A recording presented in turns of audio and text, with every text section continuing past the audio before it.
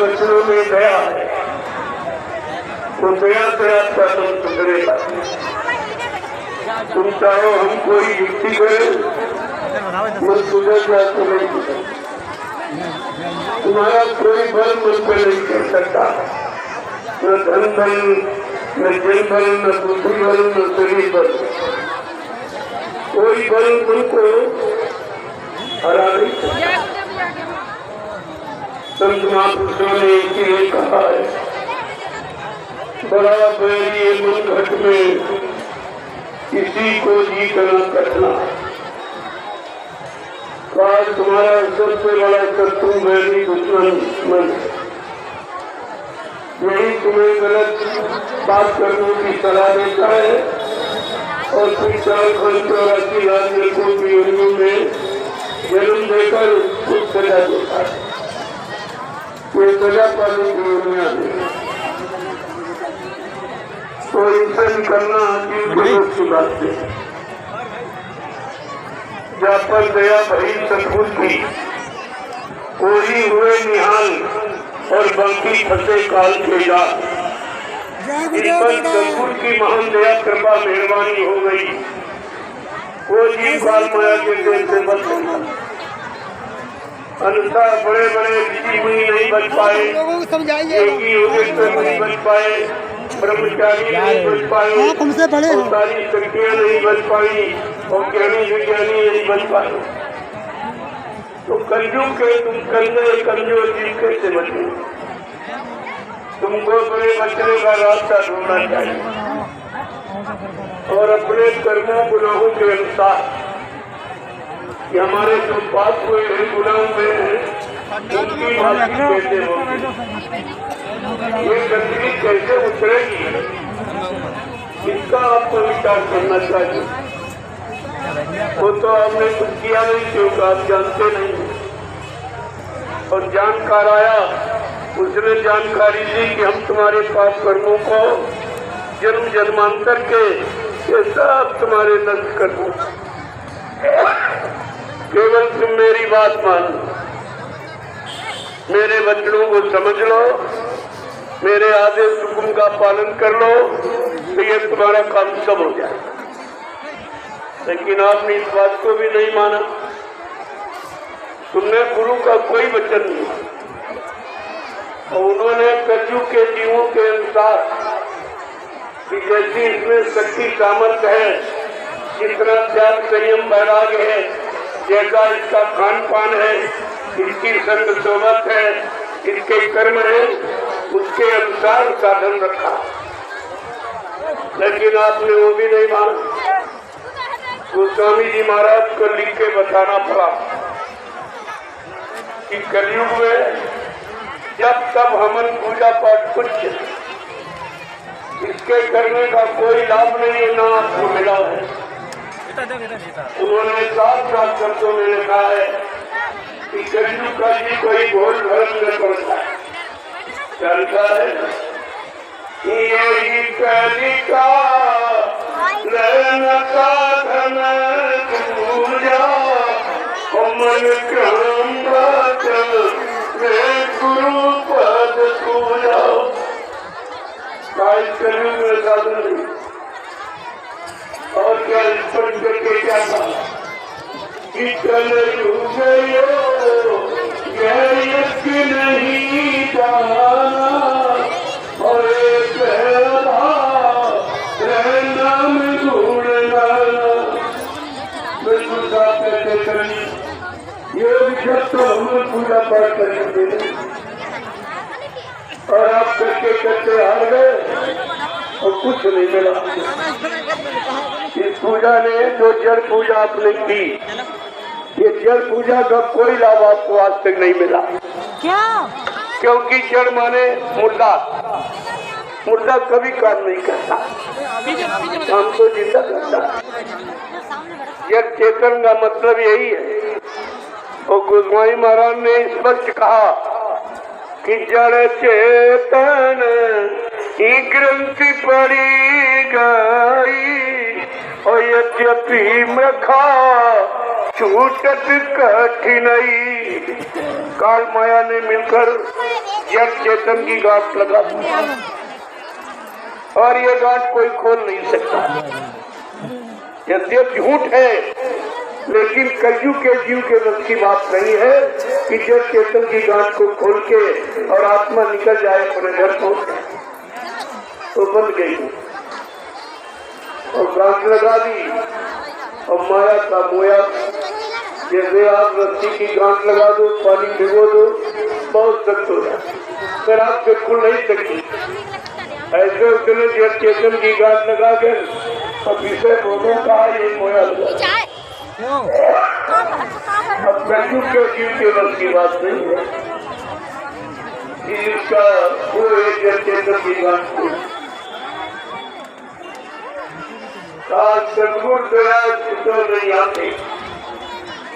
सदगुरु की दया के बिना काल माया से कोई बच नहीं सकता और जड़ चेतन की गांठ कोई खोल नहीं सकता।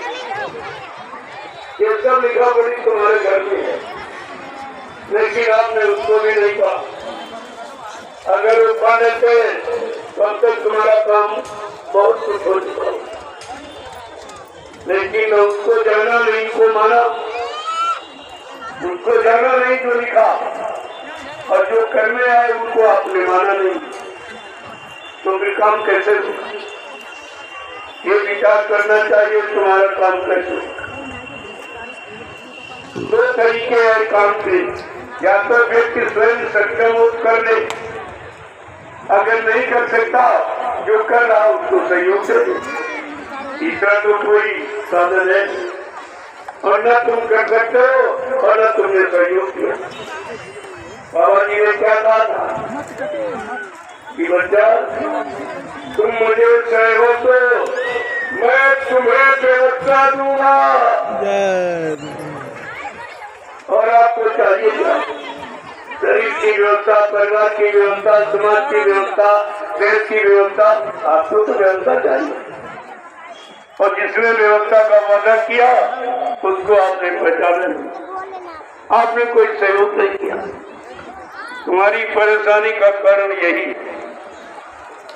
अगर ये जान लेते, समझ लेते, अपना लेते तो प्रेमी आज परेशानी तुम्हारे पास नहीं आती। महापुरुष परमाणुओं यानी समस्याओं का समाधान करा,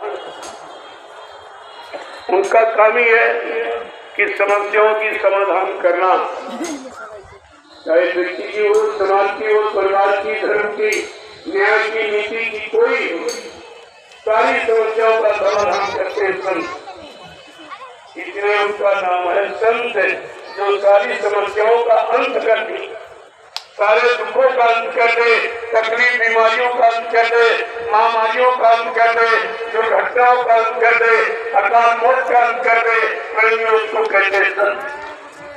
संत कोई दाढ़ी बाल का नाम नहीं, कोई लाल पीले कपड़े पहनने का नहीं, कोई जात बिरादरी का नाम नहीं, लेकिन आपने कोई समझा नहीं था। तुम्हारी समझ और सोच, तुम्हारा ज्ञान केवल बहस नहीं, बाहर में देखते हो तालीबान है कि नहीं है, कपड़ा लाल पीला पहले की नहीं पहना, छापा किले के लिए वाला माला झाला पहले की नहीं पहनी।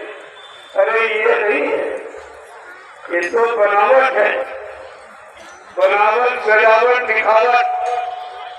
आपका इससे काम नहीं, आपको तो करने कराने वाला चाहिए जो तुम्हें युक्ति देकर और युक्ति सिखा दे और करा के तुम्हारी जीवात्मा को जगा दे और परमात्मा से मिला। तुमको तो वो चाहिए, बगैर करनी के कोई शक्ति होती ही नहीं, कोई अनुभव ज्ञान आपको होता ही नहीं। इसीलिए कहा है कि अनुभव ज्ञान की जननी, लेकिन अनुभव बगैर करनी के होता नहीं, और करनी बगैर जानकार के जानी नहीं जा सकती। ये सब चीजें समझे हैं और आपको बाबा जी ने सब चीजें सिखाई। 10 जुलाई 1952 से और 2012 ये 7 साल आपको सिखाया मथुरा में, जगह जगह कार्यक्रम करके बड़े बड़े सब तरह का अनुभव आपको कराया। सारे मोड़, चाहे राजनीतिक मोड़ हो, चाहे धार्मिक मोड़ हो, चाहे पारिवारिक सामाजिक, कोई मोड़ हर मोड़ पर आपको सिखा दी, लेकिन तुमने उनकी एक भी बात नहीं मानी। अगर वचनों को मान लेते तो आज तुम्हारी ये हालत नहीं होती। एक परिवार में शंका के बादल नहीं छाए होते। आज कुछ परिवार दुखी क्यों है? जब परिवार में कोई शंका पैदा कर दी जाए, परिवार में फूट डाल दी जाए, और डालते कौन है? स्वार्थी लोभी लालची, जिनको आपने समझा नहीं, अपना मान लिया, उन्होंने गुरु परिवार में फूटा। हमें आपको चाहिए कि अपने गुरु परिवार को संगठित करें। जब परिवार टूट जाता है तो उसका विकास खत्म हो जाता है। विकास संगठन में होता है, और आपके यहाँ ये स्वार्थी लोभी राज्यों ने विघटन कर दिया। बाबा जी ने आपको संगठन सिखाया। ये बुद्ध धर्म प्रचारक संस्था मथुरा भारत संगठन, दूरदर्शी संगठन, भूम ज्योतिक पाठशाला संगठन, ये 3 संगठनों का ज्ञान कराया कि अपना संगठन बनाए रहना, परिवार में विघटन मत होने जाना, तुमसे कोई लड़ नहीं सकता, तुमसे कोई जीत नहीं सकता, तुम्हारा कोई अधिकार छीन नहीं सकता। ये सब आपको सिखाया गया, लेकिन आपने तो कोई बात मानी। उन्हीं की बात मानी, उन्हीं के मान रहे हो जो तुम्हें गुरु से अलग कर रहे हैं, गुरु की दया से अलग कर रहे हैं, गुरु से मिलने वाला परमार्थी लाभ उससे आपको अलग कर रहे हैं। तो तुम ये नहीं समझ पाए हो कि जो परिवार और मतलब गुरु से अलग करेगा तो वो हमारा है कि हमारा दुश्मन है। अगर इतनी बात आप जान लेते तो उन स्वार्थी लोभी लालचियों की बात आप कभी नहीं मानते, कभी।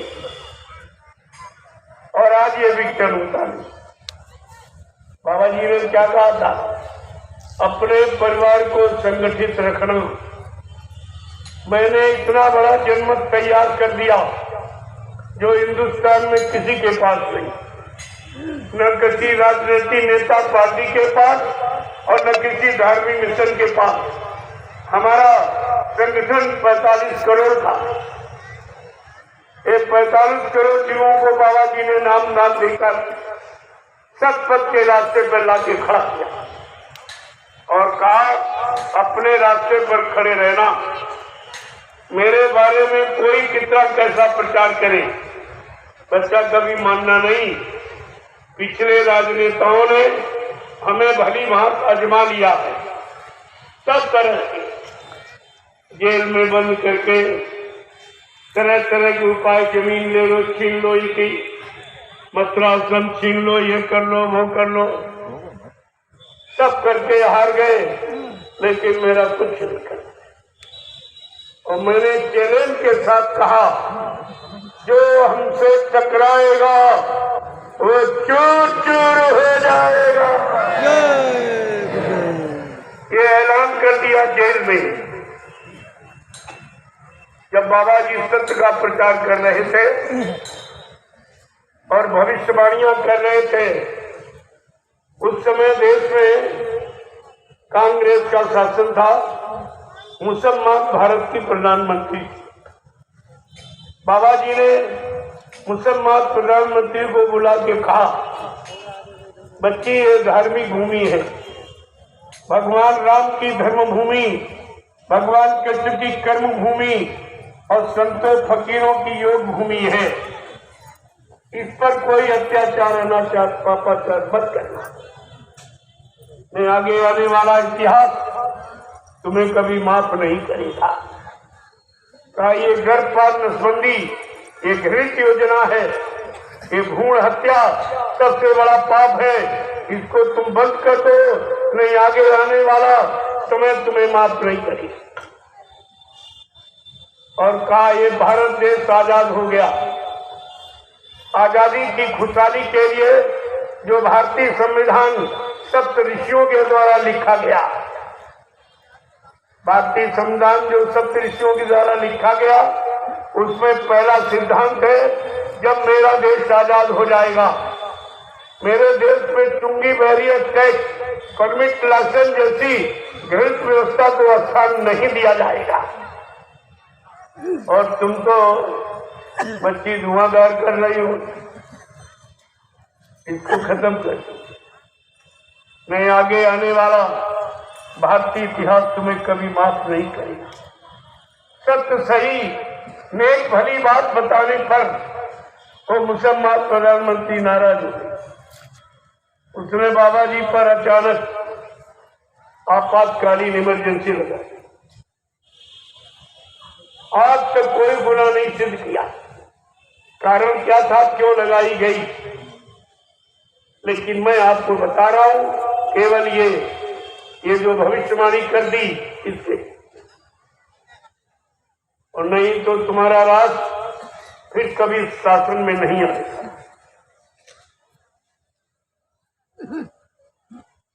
और इस पर नाराज होकर उसने बाबा जी को जेल में बंद कर और जेल में दबाव डाला कि आप अपने शिष्यों भक्तों से हमारा प्रचार करा दीजिए, मैं आपको एक हेलीकॉप्टर दूंगी, बहुत सारा रुपया, तरह तरह का लालच। लेकिन महात्मा लालच के मुक्त, अरे वो कुछ लेने आते कि देने आते। बाबा जी ने कहा होश में है तो किससे बात कर रही है? अगर तुझको अपनी अमीरी पर गर्व है तो मुझको अपनी फकीरी पर नाज है। मेरा जेल में आने का मुहूर्त है। मेरे को महात्मा मुहूर्त बता रहे जिससे लोग घबराते। का जेल में तो आने का मेरा मुहूर्त है, उसकी जरूरत है, यहीं से काम होगा। काम की शुरुआत यहीं से होगा, कलयुग का इतिहास की शुरुआत यहीं से। तो उसने बाबा जी को बेड़ी हथकड़ी पहना दी, जो चोर डकैत कतनी को पहनाई है। 4 किलो की बेड़ियां, यानी महापुरुष को बेगुनाह निर्दोष, इसका कितना बुरा परिणाम होगा ये नहीं कोई समझ पाया। आखिरकार बाबा जी ने इशारा कर ही दिया, अरे हमसे जो टकराएगा वो चूर चूर हो जाएगा। इस पर उसने समझा नहीं, खेती जागी नहीं, बल्कि और नाराज हो गई और बाबा जी को एक कटघरे में बंद कर 6 महीने की। कहा ना इनको भोजन पानी मिलेगा ना हवा प्रकाश, इतने में बाबा मर जाएंगे। ये मार डालने का प्रयास। और वो कटघरा उत्तर प्रदेश की जिला जेल में, आपकी बरेली में भी सुना, ये इसी बरेली में।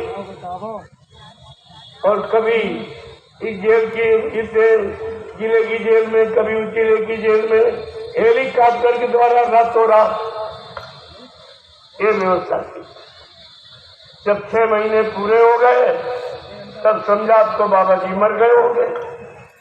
तो वो कटघरा दिल्ली की तिहाड़ जेल में खोला गया। प्रेमियों, एक भव्य प्रकाश निकला है। बाबा जी साधनालीन, कपड़े एकदम प्रेस किए। ये चमत्कार देखकर जेल के कर्मचारी अधिकारी घबरा गए। उन्होंने मुसलमान प्रधानमंत्री के पास खबर भेजी कि बाबा जी मरे नहीं, बल्कि ऐसा सच चमत्कार हो। ये सुनकर वो मुसलमान प्रधानमंत्री इतनी घबरा गई कि दौड़ के अपने गुरु देवड़ा बाबा के पास कि भाई महाराज ये जय गुरुदेव नाम के महात्मा कौन है, क्या है। देवरा बाबा ने कहा बच्ची उनको छेड़ना मत, वो युग पुरुष है, युग सृष्टा है, युग दृष्टा। अगर वो फलक बंद कर ले तो प्रलय हो जाएगी। लेकिन इन मूर्खों को अकल नहीं आई कि हमारा गुरु इतना महान है कि दुनियादार के लोग जान गए और ये बने को सत्संगी कर, ये सत्संगी कह रहे थे आप जो गुरु को बदनाम कर रहे हैं कि झूठ बोल के चले। प्रेमियों, ओ मुसलमान और देवरा बाबा ने कहा बच्ची जा जा जा माफी मांग ले उनसे, वो दयालु है, वो दया करने आए हैं, वो दयालु। तो देवरा बाबा की बात मानकर वो मुसलमान मथुरा आश्रम पहुंची 1979 में और माफी मांगी, चरणों पर गिर गई कि महाराज हमको क्षमा कर दीजिए, मैं आपको पहचान नहीं पाई, मैं समझ नहीं पाई, आप दयालु हैं, आप दया करते हैं, हमारे पर भी दया कर दो, मेरे जगह अपराध को माफ कर। देखो वो समझ गई और देवरा बाबा समझ गए, लेकिन ये मूर्ख नहीं समझे। इन मूर्खों को अकल आई नहीं, अब समझ लो है इनकी भलाई नहीं, अब इनकी भलाई नहीं, कुछ होने वाली नहीं। संसारी समझ गए, दुनियादार समझ गए, गुनहगार समझ गए, लेकिन ये नहीं और नहीं ये समझ पाएंगे। इससे बड़ा समझाने का अभियान कौन चलाएगा।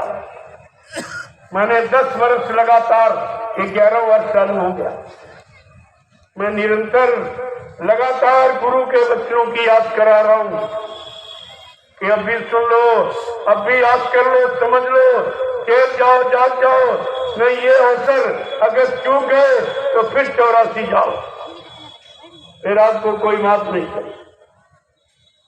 लेकिन इनकी समझ में आया नहीं, क्योंकि इनके पापों का घड़ा भर गया, स्वार्थ लोभ लालच का घड़ा इनका भर गया। अब ये फूटेगा, जब घड़ा फूटता है तो साईं महाराज ने क्या कहा, जब जैसी हो सभ्यता तब तैसी मति हो, और काल रेख की लेख को मेट सके नहीं कोई। अब इनकी होनी होनहार बलवान, इसे कोई मत मानो झूठी। गई मंथरा पास के कई, पिला गई बूटी, राम लखन बनवास सिधारे, दे राजा दशरथ की छुट्टी, इसे कोई मत मानो झूठी। पर नारी के हेतु रावणा, नियत करी खोटी। परिणाम क्या हुआ, लंकगर सोने की टूटी। पर नारी पैरी छुरी, मती लगाओ अंग, पर नारी के कारण रावण के कट गए 10 अंग। ये सबसे बुरा है, सबसे जघन्य अपराध है परदारा और परधन। इन दोनों से इंसान को बचना चाहिए। ये दोनों जहर हैं जो नर्क की खान, ये नर्क में ले जाने वाले काम, इनसे बचना चाहिए। आज कलयुग में इसी की बाहुल्यता है, ये सबसे ज्यादा बढ़ रहा, ये पाप सबसे ज्यादा बढ़ रहा है। जब पाप बढ़ता है तब विनाश होता है, जब विनाश होता है बचे खुचे लोग अच्छी समाज का निर्माण में चले जाते हैं। जहाँ अच्छे समाज का निर्माण होता है वहाँ चले। इस तरह ये भारत देश अखंड राज था और आगे होगा, इसे कोई रोक नहीं सकता। विश्व गुरु है भारत देश, ये बाबा जी का ऐलान है। और कहा एक दिन मैं ऐसी व्यवस्था बना दूंगा जिसे सारा विश्व स्वीकार करेगा और सबका एक ही झंडा होगा।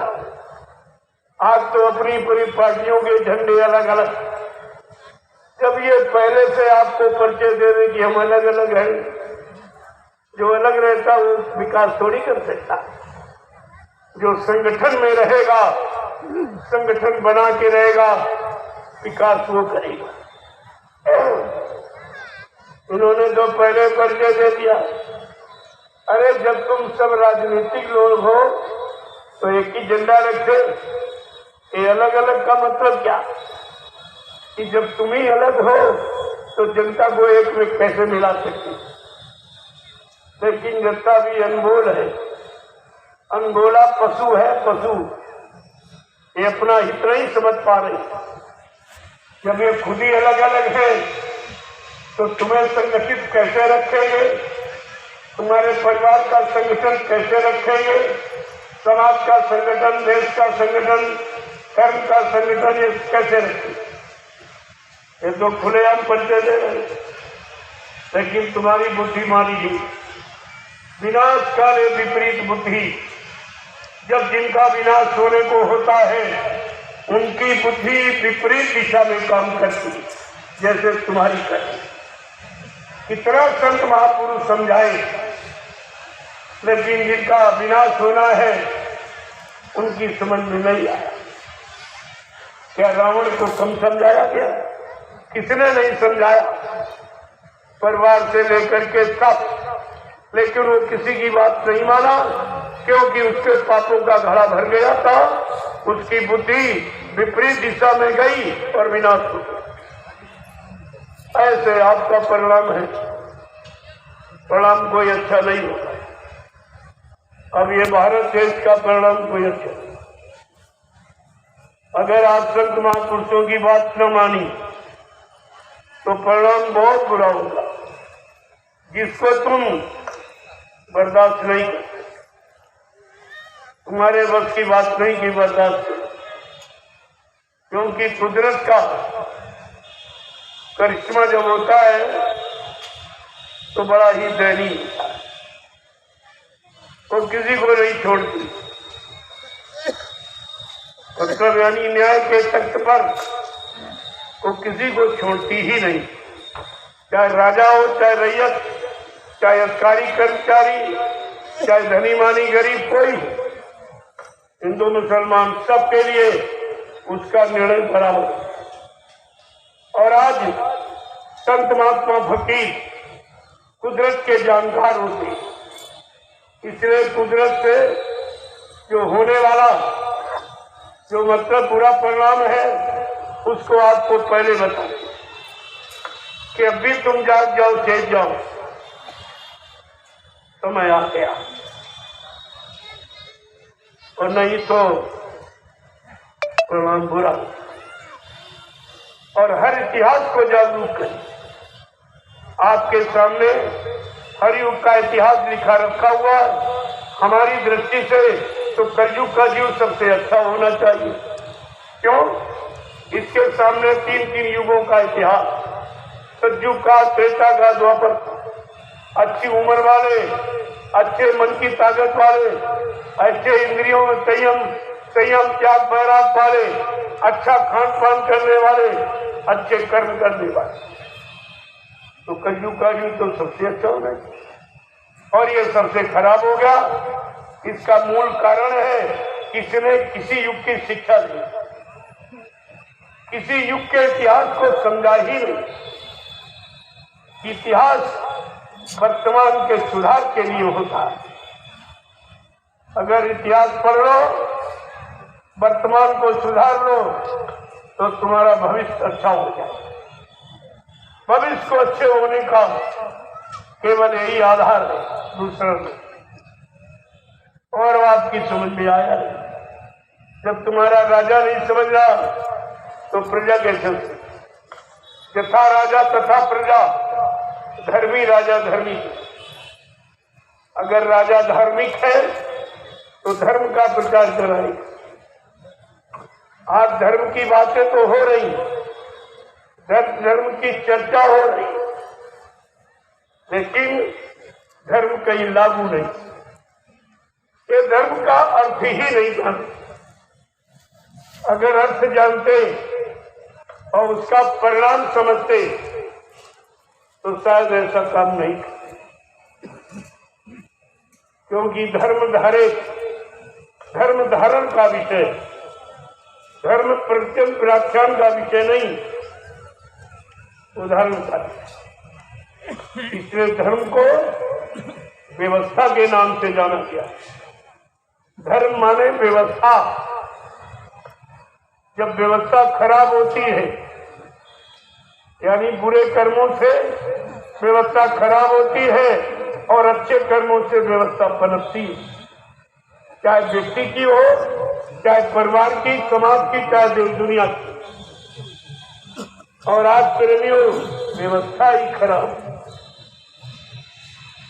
हमारे धर्मशास्त्र बराबर आपको ज्ञान दे रहे, इशारा कर रहे, चेतावनी कि जब जब हो ये धर्म की हानि और बढ़े आंसू रे अधम अभिमानी, कि तब तब प्रभु इधर मनुज शरीरा और ही कृपा निधि सज्जन पीरा। का जब धर्म की हानि हो, कर्म की हानि तो कहीं नहीं लिखी गई। धर्म क्या है? धर्म माने व्यवस्था बिगड़ने। व्यवस्था बिगड़ेगी तभी तो आप परेशान होंगे।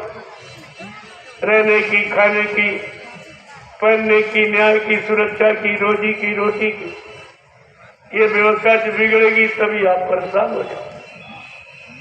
परेशानी का कारण व्यवस्था का बिगाड़ है। आज व्यवस्था ही आपकी बिगाड़ी गई क्योंकि आपको परेशान किया। लेकिन आप समझ नहीं पाए कि व्यवस्था किसके द्वारा बिगड़ी या बिगाड़ी गई। तो पिछले युग का इतिहास पढ़िए, सतयुग, सत्य का युग। कभी राजा के द्वारा व्यवस्था बिगड़ी, राजा हिरण्यकशिप के द्वारा। त्रेता की व्यवस्था राजा रावण के द्वारा। द्वापर की व्यवस्था बिगड़ी राजा कंस के द्वारा। इतिहास बता रहा है व्यवस्था हमेशा राजा के द्वारा बिगड़ी। जब राजा के द्वारा बिगड़ी तो ऐसे राजा का विनाश। ये इतिहास साफ बता, मैं नहीं कह रहा, आपका इतिहास कह रहा है। मैं तो इसको बता रहा हूं, जानकारी आ। तो सारे युगों का इतिहास बता रहा कि व्यवस्था राजा के द्वारा बिगड़ती, जिस राजा का परिणाम यानी विनाश होता है। आज कलयुग की व्यवस्था राजा के द्वारा बिगड़ी तो इसका भी विनाश होगा। कानून बदलता नहीं, कुदरत का कानून एक समान रहता, कभी बदलता नहीं। लेकिन हम इसको इस सिद्धांत बिगाड़ को समझ नहीं पा रहे, तो बिगाड़ कर रहे पे भी समझ नहीं पा रहे। क्यों? अहंकार, गरुड़, गुमान, घमंड प्रेमियों ये समझ नहीं। जब आया अहंकार, किया कराया सब बेकार, एकदम सबका नाश कर देखा। और इसी अहंकार ने इनको बिगाड़ा। अब इनका परिणाम अच्छा नहीं होगा। तो अभी तो इनसे भी मैं प्रार्थना करता हूं, अन्य युगों का इतिहास पढ़ लीजिए।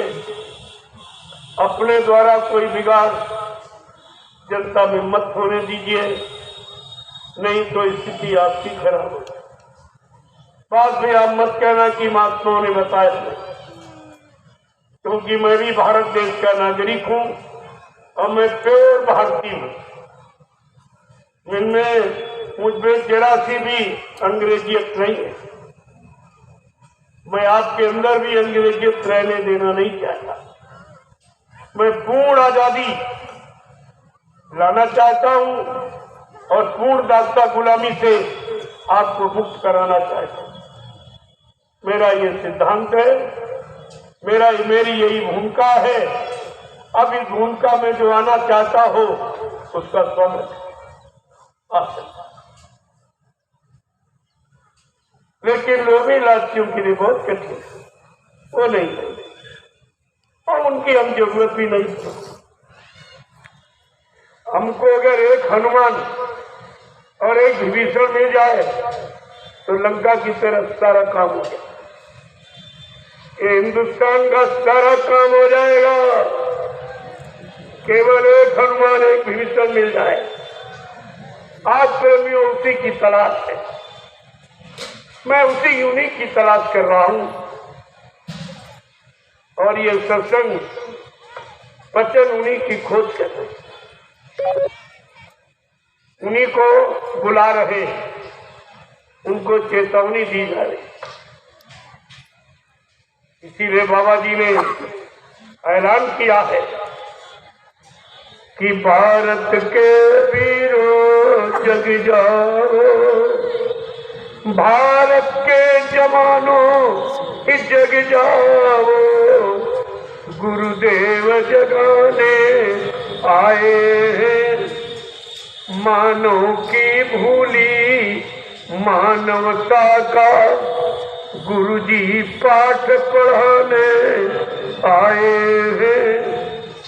भारत के जवानों जग जाओ, गुरुदेव जगाने आए हैं। मानव की भूली मानवता का गुरुजी पाठ पढ़ाने आए हैं।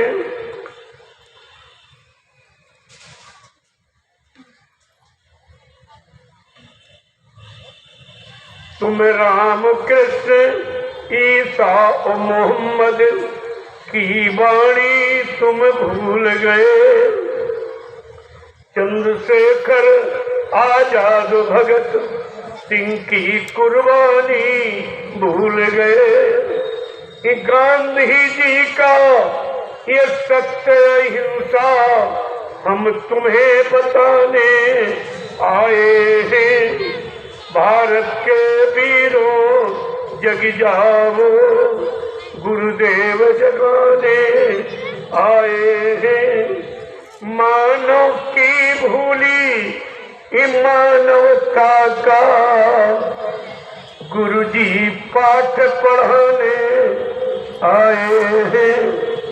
सब धर्म कर्म को भूल गए, सब धर्म कर्म को भूल गए। धन लोलुपता में डूब गए, स्वार्थ की बाढ़ बढ़ी सब में, और परमार्थ को भूल गए। सच्ची सुख शांति मिले कैसे, सच्ची सुख शांति मिले कैसे। गुरु पाठ पढ़ाने आए हैं, गुरु राह बताने आए हैं।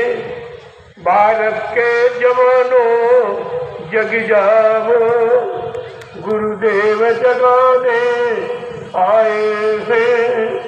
मानव की भूली मानवता का गुरुजी पाठ पढ़ाने आए हैं।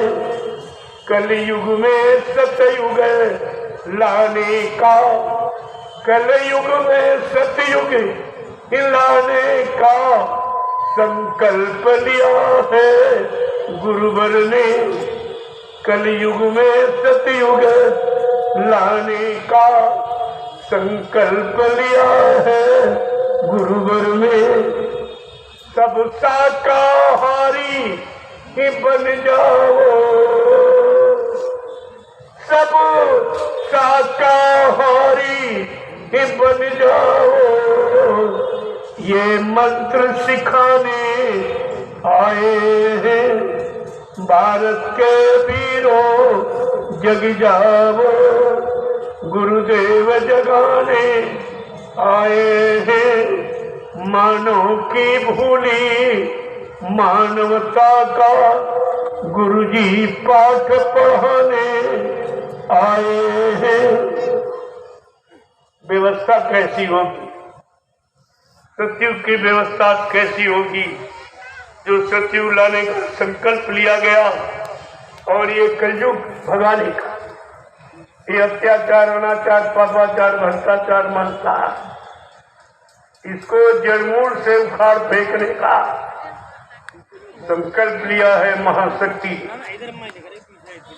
और कहा क्या, कितने साथ शब्दों में कहती, लेकिन बात समझ में आए तो ये गाना नहीं है, ये देश सच्चे देश के लिए रोना है, देश की अखंडता के लिए रोना। प्रेमियों, इसे इस रूप में समझे आप। क्या कह रहे हैं कि विद्यालय और न्यायालय में शिक्षा होगी ऋषि मुनियों की, न्यायालय और विद्यालयों में शिक्षा होगी ऋषि मुनियों की, सेवार्थी और परमार्थ बने, तो सेवार्थी और परमार्थ बने।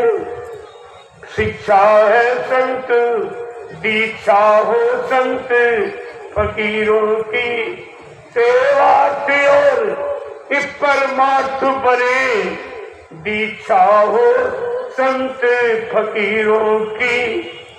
भारत के वीरों जग जाओ, गुरुदेव जगाने आए हैं। हिंदू मुस्लिम सिख ईसाई आपस में सब भाई भाई। लेकिन यहाँ कहा जा रहा है, करके कौन दिखाएगा? संत महात्मा फकीर।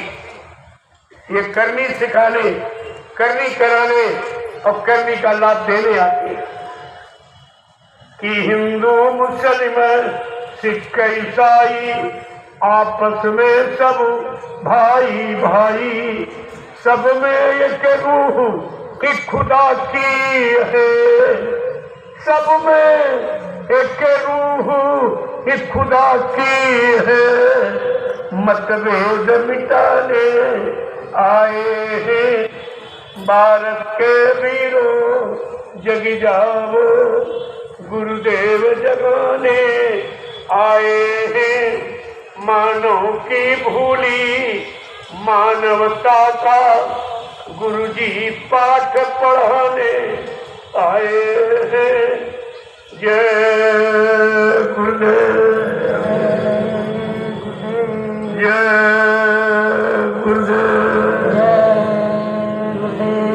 जय गुरुदेव, जय गुरुदेव नाम कृष्ण, जय गुरुदेव नाम कृष्ण, जय गुरुदेव नाम कृष्ण, प्रभु का प्यारा नाम।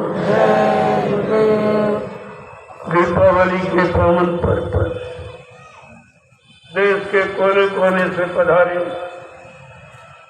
समस्त धर्म प्रेमियों, सत्संगी प्रेमी जनों और ग्रामवासी, ये आपके जीवन का सबसे सौभाग्य का दिन है।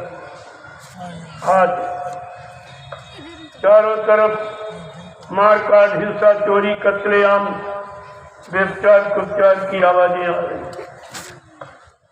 उसी देश के अंदर ये सत्य कर्म की चर्चा, सत्य धर्म की चर्चा, मानवता इंसानियत की चर्चा, सेवा दिया सदाचार, परमात्मा के यादगार की चर्चा, माँ बहन बेटियों की इज्जत आबरू बचाने की चर्चा। एक नया विषय आपके लिए, जो ये कहीं नहीं होता। करने की बात कोई नहीं कह रहा, सुनाने की बात तो सब सुना रहे, लेकिन करने को कोई तैयार नहीं। और मैं आपके सामने करने की बात करता हूं और करना नहीं करके दिखाने की बात करता हूं। आपको तो केवल शामिल किया जा रहा है अन्य युगों की भांति कि भक्तों का इतिहास बन रहा है। सतयुग का बन गया, देखिए प्रहलाद भक्त का, ध्रुव भक्त का, त्रेता का बन गया विभीषण भक्त, हनुमान भक्त का, और द्वापर में बन गया गोपकर्ण। ये भक्तों का इतिहास है। तो बाबा जी चाहते हैं कि कलयुग में हमारे प्रेमियों का, हमारे भक्तों का इतिहास बन गया, लेकिन गुरु के भक्त तो कैसे गुरु मर गया। जो इतिहास बनाने आया तुम्हारा, उसको तुम कहते मर गया, तो ये बताओ तुम्हारा इतिहास कलयुग में बनाया जाता है। ये किसकी बस की बात की इतिहास बना? जहाँ गए वहाँ पूछो, क्या तुम हमारा इतिहास बना सकते हो? क्या हमारे पाप कर्मों में माफी दिला सकते हो? क्या हमारी जीवात्मा को जगा सकते हो? ये काम तुम्हारे बस का है क्या? सारे विश्व में सबको न्याय, सुरक्षा, रोजी रोटी दिला सकते हो? सबकी जीवात्माओं को जगा सकते हो? परमात्मा से मिला सकते हो? क्या ये काम तुम्हारे बस का है? क्योंकि बाबा जी ने ये सब कहा था मैं ये काम करूंगा और ये सब काम करके जाऊंगा। मैं ऐसे जाने वाला नहीं हूँ। और कहा न मुझे कोई मार सकता, न मुझे कोई धोखा दे सकता, न मुझे कोई धन दौलत सामान से खरीद सकता। मैं अपना काम करने आया हूँ, काम करके ही जाऊंगा। अगर जरूरत पड़ी अपने काम को पूरा करने के लिए तो इसी शरीर में 400 वर्ष तक रहूंगा और काम करके ही जाऊंगा। प्रेमियों, फिर आप गुरु वचन ढूंढ कर देंगे। उनसे पूछो कि बाबा जी ने कहा था कि नहीं कहा? क्या 400 वर्ष का समय निकल गया जो तुम कहते बाबा जी मर गए? अरे अभी तो प्रचार हुआ है कि बाबा जी की उम्र, शरीर की उम्र 116 वर्ष और 10 वर्ष ये इस समय 126 वर्ष। वादा है 400 वर्ष तक रहने का जिसने वादा किया कि मैं अपना काम पूरा करके जाऊंगा, मुझे मेरे काम से कोई नहीं रोक सकता। और ये भी कहा वो गांधी महात्मा चूक गए, वो गोली के शिकार हो गए, लेकिन बच्चा मैं चूकने वाला नहीं हूं। मैं अपना काम करके जाऊंगा। मुझे अपने काम के लिए कोई लीला, कोई खेल, कोई चमत्कार, कोई करिश्मा क्यों न करना पड़े, लेकिन मैं काम करके ही जाऊंगा। फिर आप ये भूल कैसे गए? मैं तो वही भूले बिछड़े वालों की याद दिला रहा हूँ। मैं और कुछ नहीं, और कुछ कहने की आवश्यकता। जब वही नहीं याद रख पाए हो तो और जो कुछ कहेगा क्या याद रख लो? क्योंकि तुम्हारी याददाश्त कमजोर है, इसीलिए दीवारों पर लिखवाया गया कि लिख दो कलयुग में कलयुग जाएगा, कलयुग में सतयुग आएगा। ये गुरुदेव नाम प्रभु का ये सब क्यों लाके दिखाया गया? तुम्हारी याददाश्त कमजोर है। जब निकलोगे दीवारों पर देखोगे तो फट से याद आ जाएगा गुरु के वचनों। गुरु महाराज ने ये कहा, ये कहा, ये कहा। अभी कुछ किसी की शुरुआत, जो जो कहा उसकी शुरुआत नहीं हुई। इन स्वार्थी लोभी लाठियों ने गुरु के जाने की शुरुआत कर। ये कैसे चेला, जरा इनको देखो, इन चेलों को देखिए। चेला वही जो गुरु पर कुर्बान हो जाता, ये ऐसे चेला जिन्होंने गुरु को कुर्बान कर दिया। इन चेलों को देखिए पहले आप। क्या ये आगे आने वाले भविष्य में अपना चेहरा दिखा पाएंगे भारत को? जरा इनसे पूछो कि आगे आने वाले भविष्य में क्या तुम लोग अपने आप को बाबा जय गुरुदेव जी महाराज का शिष्य कहला सकोगे? तुमने शिष्य बनने की का अधिकार भी खो दिया। अब इनके पास कुछ नहीं है, केवल मेरी निंदा आलोचना बुराई करने के सिवा इनके पास कुछ नहीं, क्योंकि मैंने इनका सारा राज खोल दिया। अभी तो मैंने इशारे में कहा, समय आएगा तो खोल के कहूंगा, मुझे सब मालूम है। ऐसा नहीं है, ऐसे नहीं बैठ गया विश्व मंच पर इस सच्चाई को कहने की।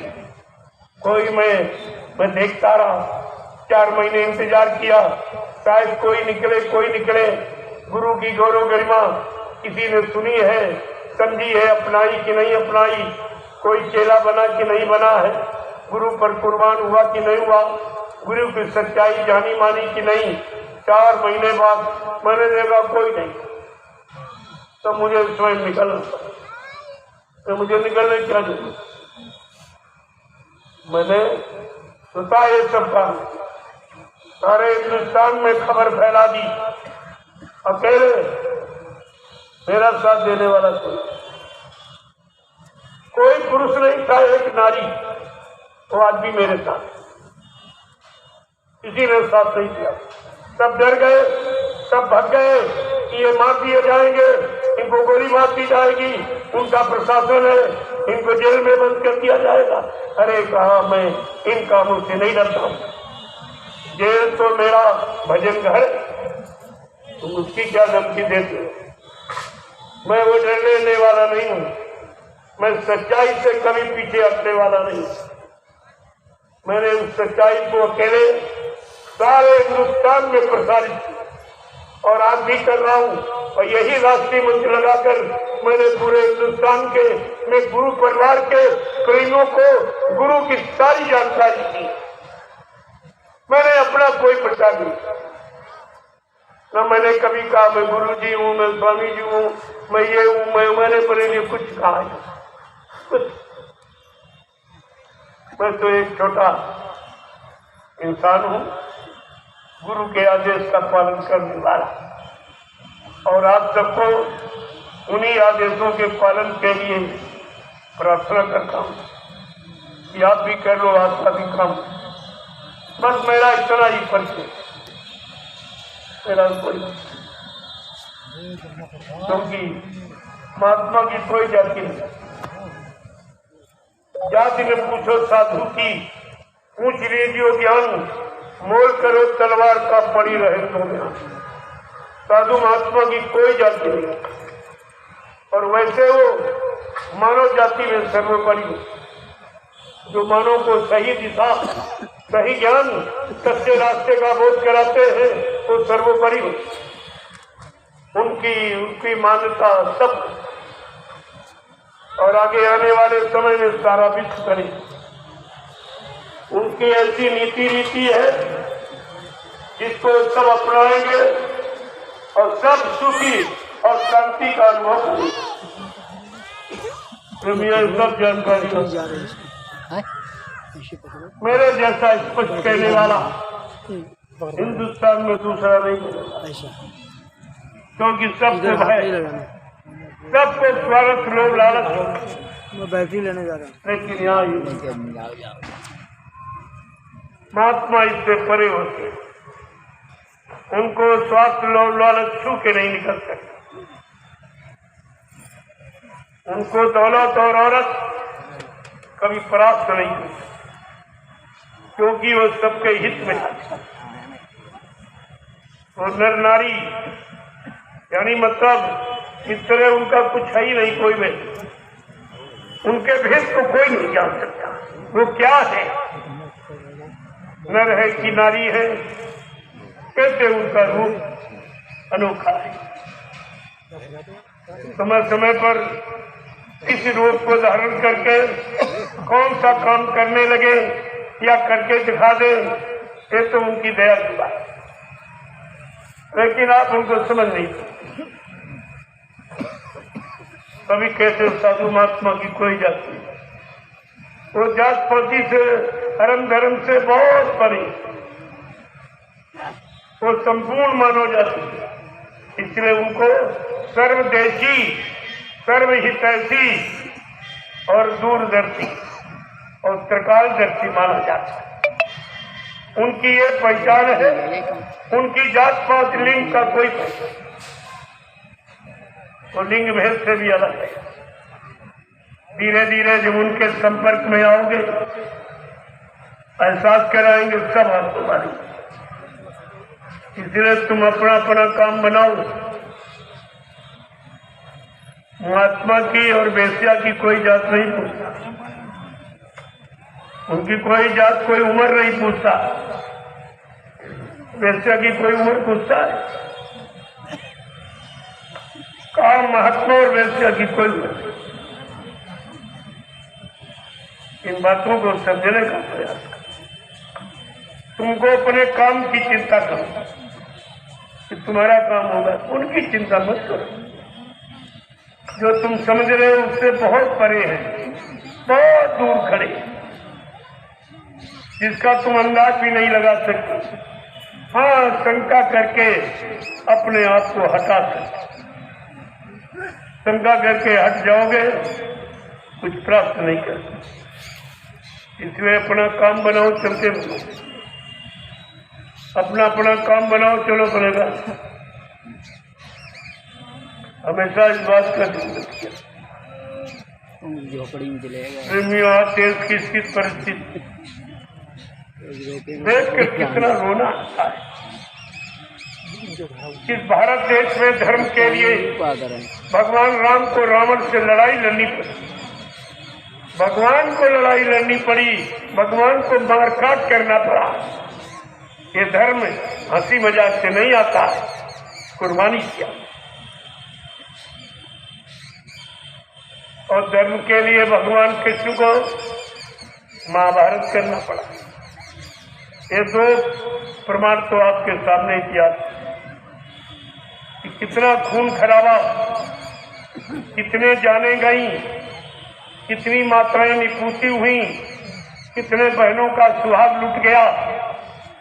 तब ये धर्म और आजादी आपको, लेकिन धर्म की आजादी का हमसे पूछो।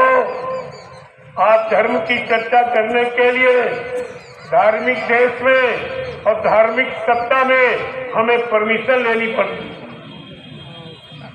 मैंने कर्मचारी अधिकारियों से कहा, भाई अरे भाई, ये शराब पीने वाला परमिशन लेता है, चोरी करने वाला परमिशन आपसे लेता है, व्यभिचार करने वाला, घूस लेने देने वाला क्या परमिशन लेता है? धार्मिक देश में धार्मिक सत्ता के अंतर्गत धर्म की चर्चा करने के लिए हमें परमिशन लेनी पड़ती, और कभी कभी ये देते भी नहीं। ये मैंने पूरा रिकॉर्ड बनाया, फाइल बनाई, 10 वर्षों की फाइल बना के रखी है। इससे बचेगा कोई नहीं। मैं सारे प्रमाण प्रस्तुत कर दूंगा कि आप धार्मिक हो या भारतीय हो, भारतीयता की तुम्हारे अंदर कोई बू है, कोई गौरव गरिमा है, धर्म की कोई गौरव गरिमा, कोई मतलब सम्मान तुम्हारे अंदर है, ये मैं प्रमाण दे दूंगा। चिंता मत करिए, वो समय आ रहा है, मैंने सब प्रमाण बना के। जहाँ जहाँ तुमने ये किया चलेगा जी। और चलो, संसार के लोग करे तो बेचारे अनजाने हैं, वो गुरु को जानते नहीं है, गुरु महिमा से बहुत दूर है। और ये तो जय गुरुदेव कहते हैं, वो भी लोग कहते हैं। ये जय गुरुदेव कहने वाले ही ये सत्संग बंद कराते, रिश्वत देते, यानी प्रेमियों से सेवा लेकर वो सेवा घूस रिश्वत में देते कि सत्संग बंद। अरे प्रेमियों से सेवा सत्संग कराने के लिए ली जाती कि सत्संग बंद कराने के लिए ली जाती? और तुम्हें भी नहीं समझ पाए ये सत्संगी है कि संसारियों से गए गुजरे। भैया जी कहाँ चले गए? इनके अंदर सत्संग की कोई महिमा नहीं, गुरु की कोई महिमा नहीं, सत्संगी गुरु भाई की कोई महिमा, कोई अर्थ जानते ही नहीं। उनके पीछे तुम चल रहे हो, तुम्हारा क्या होगा? तुम्हें कहाँ ले जाएंगे? ये तो सीधे नर्क में जा रहे हैं, और तुम भी नहीं पीछे क्या नर्क में ही जाना चाहते हो? नामदान लेने का मतलब, गुरु करने का मतलब सत्संग करने का मतलब, सेवा करने का मतलब, भजन करने का मतलब क्या निकला? क्या ये सब नरक में जाने के लिए किया जाता? इतनी भी समझ तुम्हारे अंदर नहीं रही कि ये करनी नरकों से अलग होने, ये करनी करने वाला जो ये करनी करेगा वो कभी नरक में नहीं जाता, काल उसका कुछ नहीं कर सकता। लेकिन आपकी तो करनी खराब हो, तुम तो गुरु विरोधी हो गए। गुरु का विरोध हिरण्यकश्यप ने किया, रावण कंस ने किया, क्या परिणाम हुआ? और तुम्हारा भी वही परिणाम हो। ये अच्छी चर्चा, गुरु की चर्चा, सत्संग की चर्चा, मानवता इंसानियत बनने की चर्चा, शाकाहारी बनने की चर्चा का इन्होंने खड़ी, इसमें विरोध है इनका परिणाम। मैंने पूछा भी, आज तक ऐसा कभी नहीं हुआ कि राम के भक्त आपस में कभी नहीं, कृष्ण के भक्त आपस में कभी नहीं लगते, हनुमान के शंकर जी के भक्त कभी नहीं लगते।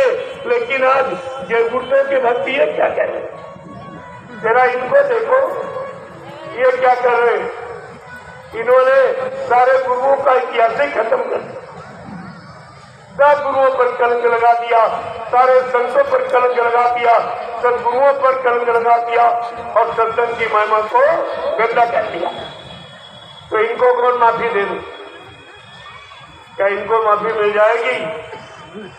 आप देखिए, मैंने भी एक काफिला निकाला, 39 दिन 11 जिलों का था, यही पश्चिमी जिले और हर जिले में विरोध। संसारी तो सुनने आता, शराबी कबाबी सुनने आते, लेकिन ये सत्संगी जा करके रुपया देते अधिकारी को कि इनका परमिशन रद्द। पहले देखो, 39 यही करते रहे, लेकिन कुछ नहीं। मैंने 39 दिन में 7 जगह सत्संग किया, सबको जानकारी दी। मीडिया पत्रकार आया, उसको भी मैंने जानकारी दी, लेकिन मैंने कहा भाई तुम गुलाम हो, गुलाम का कोई अपना अधिकार नहीं है, तुम मेरे संदेश को नहीं छाप सकते, तुम गुलाम के गुलाम हो, इसलिए तुम्हारा कोई अधिकार नहीं। नौकर को तो तनख्वाह मिलती, लेकिन चाकर को नहीं, चाकर के वे रोटी खा के कम करता। तुम मेरी इस सत्य चर्चा को नहीं छाप सकते। कहना नहीं, हमने कहा तुम्हारे कागज में जगह और कलम में स्याही हो और तुम्हारे में हिम्मत हो तो ये सत्य का पैगाम छाप दीजिए और सारी जनता में पहुंचा दीजिए। तो मीडिया बोला, कहता क्या लोग शाकाहारी हो जाएंगे? हमने हो नहीं जाएंगे, हो गए। मैंने लाखों को शाकाहारी बना दिया और तुम्हारी सरकार ने एक को भी नहीं बनाया कि उनके यहाँ शाकाहारी बनने का संदेश ही नहीं। कोई मंदिर मस्जिद से कभी आवाज आपने शाकाहारी बनने की सुनी नहीं हो, वहां भी उच्चारण नहीं किया, वो केवल मैंने ही उच्चारण किया। और आज पूरे देश में मैंने शाकाहारी की लहर यानी चला दी और लाखों लोगों को शाकाहारी बना दिया और लाखों परिवार परेशानी दुख तकलीफों से बच गए। ये छोटा काम है और किसी ने सहयोग नहीं किया, कोई शासन प्रशासन किसी ने कोई सहयोग, कोई मंदिर कोई पंडा पुजारी उसने भी अपने मंदिर मस्जिद से ये आवाज नहीं निकाली कि आप लोग शाकाहारी हो जाओ और मांस और शराब और गंदा खान पान बंद करो। ये उनके मुख से भी आवाज नहीं निकली। तो इनको भी आगे आने वाले भविष्य में क्या धार्मिक माना जाए? तो मैंने सारे देश में प्रचार कर दिया और आज भी कर रहा हूं और एक नया पाठ में जोड़ता चला जा रहा हूं। और ऐसा पाठ है जो इन्होंने कभी पढ़ा ही नहीं, वो किसी ने नहीं पढ़ा हिंदुस्तान में। वो है भारतीयता। हम भारतीय हैं ये कैसे सिद्ध करें? हर विभाग की वेशभूषा अलग होती और वेशभूषा ही उस विभाग की पहचान है। वेशभूषा ही हर देश की पहचान है। अगर हम भारत देश के निवासी हैं, हम अगर भारतीय हैं, तो हमारी वेशभूषा भारतीय होनी चाहिए, जो ऋषि मुनि महात्माओं की देन। क्या है? कुर्ता धोती, कमीज पैजामा, टोपी और पगड़ी और लंगोटी, ये मेरी पहचान। हम भारतीयों की एक पहचान है। जब तक आप इस पहचान में नहीं आएंगे, आप भारतीय कहलाने के अधिकारी नहीं। तमाम फिरके, तमाम मत मतदान कर तुमने बना डाली। कहीं हिंदू परिषद है, कहीं ये परिषद, कहीं वो परिषद, काम कुछ भी। जो हिंदू परिषद बनाते हैं वो भी अपने आप को हिंदू नहीं लिखते। हिंदू लिखने में इनको शर्म आती, सब जातियां लिखते हैं। हमारी ये जाति है, जाति है, जाति, कोई हिंदू कहते नहीं। मुस्लिम को देखिए आप, उनमें भी जातियां हैं, लेकिन अगर पूछो तो कहेगा मैं मुस्लिम। सच्चाई है। ईसाई कहेगा मैं ईसाई हूँ, सिख कहेगा मैं सिख हूँ, उनमें भी जातियां। लेकिन हिंदू कभी हिंदू कहीं नहीं रहा। इसलिए तुम्हारे अंदर हिंदुत्व है ही नहीं। तुम्हारे मुंह से निकलेगा कैसे हिंदू शब्द कि मैं हिंदू? कोई जात, कोई पाप नहीं, मैं हिंदू, ये कोई लिखने को तैयार नहीं हिंदुस्तान। तो बताइए, जब हिंदुस्तान हिंदुओं का स्थान है और हिंदू अपने आप को हिंदू कहने को तैयार नहीं, तो कैसे माना जाए कि हिंदुस्तान है? अब कोई भारतवासी अपने को नहीं कह सकता, क्योंकि तुम्हारी पहचान नहीं, तुम्हारे में कोई भारतीयता नहीं। भारतीयता का कोई लक्षण नहीं। आप न भारतीय वेशभूषा है, न भारतीय खान पान। आप तो विदेशी खान पान और विदेशी वेशभूषा आप भी पहनते हो और विदेशी भाषा आप भी बोलते हो, तो तुम गुलाम के गुलाम अब भी हो। कैसे अपने आप को आजाद कहते हो? तुम कहते हो हमने अंग्रेजों को भगाया, अंग्रेजों को भगाया, लेकिन अंग्रेजियत को अब भी आप धारण किए हो। इसलिए हमारा एक ही जय घोष है, एक ही नारा है कि अंग्रेजियत छोड़े और भारतीयता अपनाएं। ये हमारा अनोखा नारा और सारे हिंदुस्तान का नारा, सारे हिंदुओं का, सारे भारतीयों का। उसमें हिंदू, मुसलमान, सिख, ईसाई उपजातियों की बात नहीं है, भारतीय की बात। हम भारत में हैं, हम भारतीय हैं। हमारी भारतीयता का गौरव गरिमा इसी में है कि हम अपनी पहचान बना के रखें। हमारी भारतीय वेशभूषा कुर्ता धोती, कमीज पैजामा, टोपी और पगड़ी और लंगोटी। अगर इसमें आप हो तो सत्य देखो तुम्हारी महिमा क्या होती, तुम्हारा मन कैसे ठीक होता। जो पूजा पाठ तीरथ करने में मन तुम्हारा ठीक नहीं हुआ, अगर भारतीय इस पोशाक को धारण कर लो तो तुम्हारा मन सादगी में आ जाए। जो तुमको देखेगा उसमें भी सादगी आ जाए। लेकिन तुम जब गुलाम के गुलाम हो तो गुलामी का तो असर आप में गया नहीं, बड़ा पड़ा। क्योंकि जिन्होंने कुर्बानी की थी वो तो तुम हो नहीं, तुमने कुर्बानी देखी भी नहीं और तुमने कुर्बानी की भी नहीं। इसलिए कुर्बानी की महिमा और गौरव गरिमा तुम्हारे अंदर है ही। तुम्हारे अंदर तो गुलामी की है, गुलामी स्वीकार करते चले जा रहे। ये पैंट पत्रों ये अंग्रेजों की पोशाक, ये हिंदुस्तानी की नहीं, भारतीयों की नहीं है। आपको कदापि नहीं सेवन करना। और ये है मोटा कपड़ा ठंड प्रदेश का। तुम्हारा तो गर्म प्रदेश है, तुम्हारे यहाँ इसकी आवश्यकता नहीं है। ये भोगी विलासी जीवों की पोशाक है ये, क्योंकि भारत छोड़कर विश्व में जितने देश सब भोट भूमि के नाम से जाने जा रहे हैं और भारत योग भूमि के नाम से जाना जा रहा है। आपका भारत देश योग भूमि, आपको उसके अनुसार रहना, तब तो सुख शांति आपको, अन्यथा नहीं। और ये मोटा जीन्स का कपड़ा पहनने से तरह तरह की बीमारी, चर्म रोग तमाम तरह के पैदा हो, क्योंकि ना इनमें हवा लगती न प्रकाश लगती। जिस पौधे में हवा प्रकाश लगे वो पीला हो जाता है, उसका हरा भरापन खत्म हो जाता है। तो आपको तो विचार करना चाहिए। और तुम्हारा गर्म प्रदेश है, कुदरत की गोद में है, 4 महीने गर्मी, 4 महीने 4 महीने जाओ कुदरत की गोद में, और तुम कुदरत की गोद के बाहर चले रो रो रो चिल्ला रहे हो।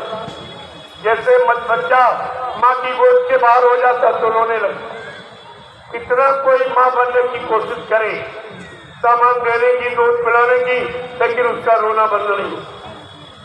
वो रोना बंद जब करेगा जब अपनी माँ की गोद में पहुंच जाए, बड़े कुछ न दे फिर भी रो जाता। ये है प्रभाव, और तुम्हारे पर वही प्रभाव पड़ गया। अब तुम भोगी हो गए हो, और भोगी रोगी होता और रोगी अल्पायु होता, थोड़े समय में चला जाता सब। और ये किसी ने नहीं कहा। मैं यही देख रहा हूँ भाई, कोई तो कहेगा, कोई नेता कहेगा, कोई प्रधानमंत्री कहेगा, कोई मुख्यमंत्री कहेगा, कोई राष्ट्रपति कहेगा, कोई धर्म के बड़े बड़े ठेकेदार हैं, धर्म का ठेका लिए 1 करोड़ महात्मा ने, दाढ़ीवाल, लाल पीला कपड़ा पहनने वाला। लेकिन ये आवाज किसी के मुंह से नहीं निकली कि हम सच्चे भारतीय हैं, तो हमें भारतीय कैसे माना जाए, हमारी पहचान क्या है, ये किसी ने आज तक नहीं कहा। ये मैंने अभी 15 सितंबर 2023 को मैंने बलिया, आजमगढ़ और मऊ के बाड़े पर ये घोषणा की है सारे हिंदुस्तान में, सारे भारत को, कि अगर हम आप भारतीय हैं, अपनी भाषा की, भाषिता की गौरव गरिमा कायम करो और अपना एक मतलब यानी पहचान रखो कि हमको भारतीय लोग कहे। मैंने ऐलान किया है और धीरे धीरे ऐलान बढ़ता जाए। और ये क्यों नहीं लोग प्रचार करते, इनको शर्म आती है कि हमको कहना चाहिए। एक बाबा ने कह दिया, अरे वो बाबा है, वो जानकार है, वो तुमको भी जानता और सबको जानता और सारी व्यवस्था को जानता है कि आगे की व्यवस्था कैसी हो, कैसे बनेगी, जन जन को सुख शांति कैसे मिलेगी, वो ये जानकारी रखने वाला है। उसके पास ऐसा गुरु है जो सारी जानकारी देता है। लेकिन तुम्हें तो कुछ नहीं मालूम, कुछ नहीं। मैं तो खुलेआम जानकारी दे रहा हूं कि आप सच्चे भारतीय हो और भारत देश की गौरव गरिमा के लिए हम सब भारतीयों को अपनी भारतीय वेशभूषा धारण करनी चाहिए। भारतीय खान पान शुद्ध, जो बीमारियों से रहित, निरोग बनाने वाला और उम्र को बढ़ाने वाला।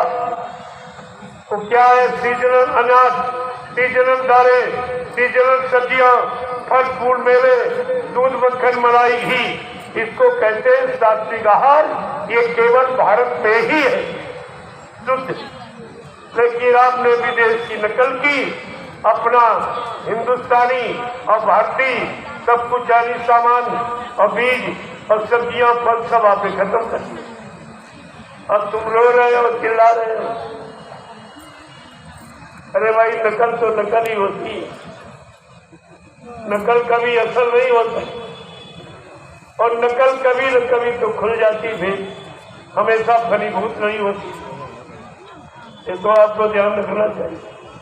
तुमने अंडा, मुर्गा, बकरा, शराब, अफीम, गांजा जो ये शुरू किया है, ये ठंड प्रदेश का, आपका नहीं। आपकी बुद्धि को पागल कर देगा। माँ बहन बेटी बहू की परख पहचान खत्म हो जाएगी, तुम्हारा चरित्र गिर जाएगा, स्वास्थ्य खराब हो जाएगा। इसलिए इसको छोड़ना। और तुम भारतीय हो, तुम्हारी भाषा हिंदी, हमारी हिंदी राष्ट्रभाषा, कैसे है ये, लेकिन नहीं, लागू नहीं। विदेशियों ने भारत यानी हिंदी को लागू कर दिया अपने यहाँ, और तुम अंग्रेजी को लागू कर, सारा काम अंग्रेजी। अंग्रेजियत तब भी रही गई है, अंग्रेज चले गए, अंग्रेजियत तब भी आप रखे। गांधी महात्मा ने चलते वक्त कहा था कि देखो, मैं आपके देश को, गांधी महात्मा से कहा था अंग्रेजों ने कि देखो, मैं तुम्हारे देश से कुछ नहीं लिए जा रहा, लेकिन ऐसी छाप छोड़ दूंगा जो भारत 300 वर्ष तक अपना सुधार नहीं कर सकता। आज वही अंग्रेजियत समझ। अब तुम्हारा सुधरना बड़ा मुश्किल है, क्योंकि तुम उसी में व्याप्त हो, तुम्हारे खून में अंग्रेजियत मिक्स हो, फिर तुम गुलाम हो गए। अब तुम विषयों के गुलाम हो, गंदे खान पान के गुलाम हो, गंदे पहनावे के गुलाम हो। एक तरह से नहीं, गुलामी इतने तरीके की आप स्वीकार किए बैठे हो। और कैसे हम आजाद है? आजाद कहाँ से आजाद हो, जरा बताइए तो, कहाँ से आजाद? इसलिए मैंने ऐलान किया है, पूरे भारतीयों से प्रार्थना कर रहा हूँ, भारत में रहने वाले सब भारतीय हो, कोई दूसरा नहीं, सब हम सब एक ही है, एक परमपिता, एक खुदा अल्लाह ताला की संतान है। जब एक ही खुदा है, एक ही परमात्मा है, तो परमात्मा खुदा के नाते हम भाई भाई तो हुए। आपने अलग में अलग का एक फिरका क्यों बना लिया बीच में? यही तुम्हारी लड़ाई का कारण, मैं मनुष्यता का कारण यही है, अलगाव का, एक दूसरे से घृणा और ईर्ष्या करने का यही कारण है। ये सब आपको सोचना, इसलिए आप इसको अपनाइए। धीरे धीरे हमारा मिशन इस भारत की गौरव गरिमा को उजागर कर रहा और सच्चे भारतीय बनने का स्वयं प्रमाण प्रस्तुत कर रहा। मैं भाषण नहीं देता हूँ, मैं स्वयं भारतीय पोशाक हूँ, और आपको वही शिक्षा और वही तरीका आपके अंदर लाया जाए। जय गुरुदेव, गुरुदेव, जय गुरुदेव, जय गुरुदेव। नाम किसका? प्रभु का प्यारा।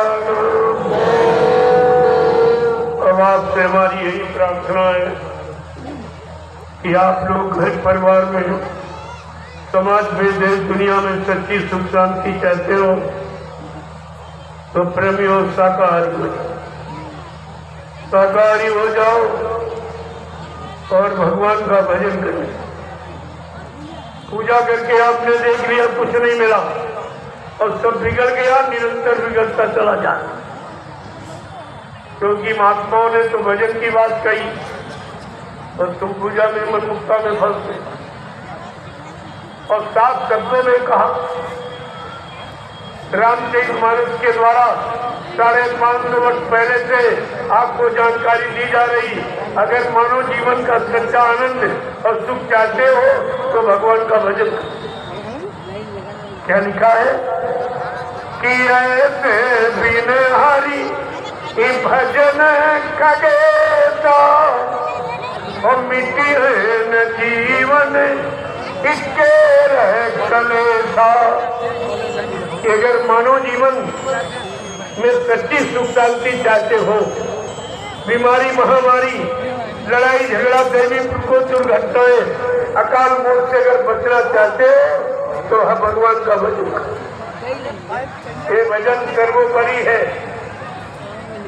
इसलिए मैं आपसे यही प्रार्थना करता हूँ कि आप भारतीय हो, बात गीता को अपनाओ और शाकाहारी बन जाओ, और तीसरा भगवान का भजन। ये 3 सूत्री कार्य अगर अपना लो तो सारे दुख तकलीफ मुसीबतों से आप बिल्कुल अलग हो जाओ। आपको कुछ नहीं करना है, केवल अपनाना। अंग्रेजियत छोड़े और भारतीयता अपनाए और शाकाहारी बने और भगवान का भजन। ये 3 सूत्री कार्यक्रम आपके मानव जीवन से